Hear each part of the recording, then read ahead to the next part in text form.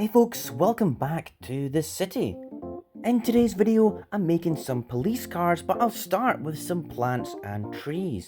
I think the backs of some of the modulars can look a bit ugly and weird, so I'm going to distract away from them a bit with a few trees and some plant life.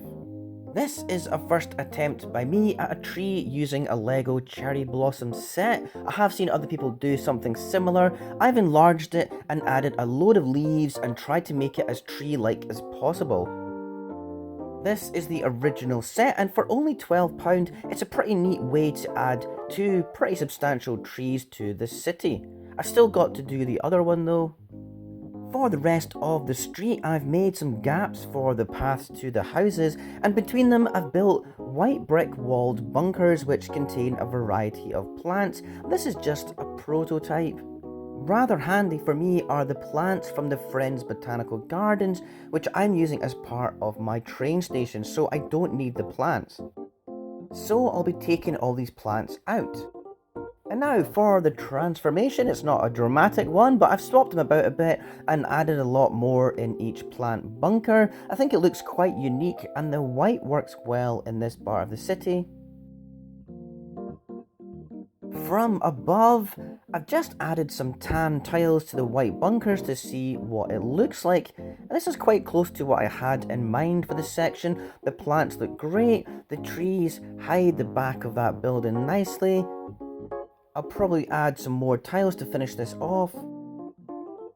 I've added butterflies from the botanical garden sets to various plants in this part of the city. I am going to add more in other areas as I go along. It'll be like a bit of a challenge for the kids to see if they can find them all.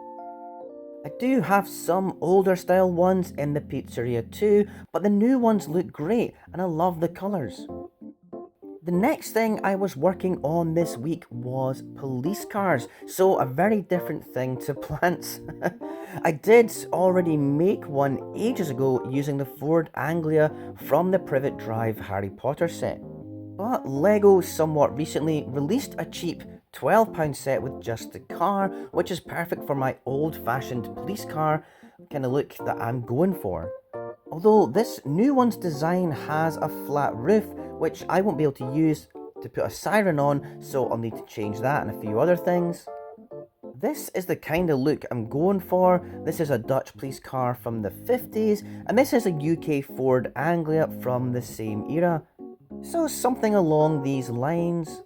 I think it's going to look great, and I'll probably get a few more of them for my police station. I'm sorry about the lighting here in the parts room, but this is a before and after with my police car version on the left.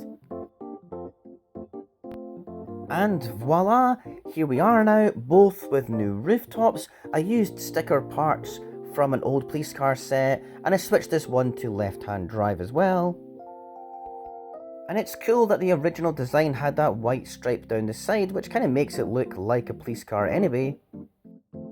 Much better light in the city itself, so I can show you a wee bit better. The original version is a slightly different shade of blue. It's darker, but I think I prefer the newer version's colours, and it's also better as you can fit two people in it easier.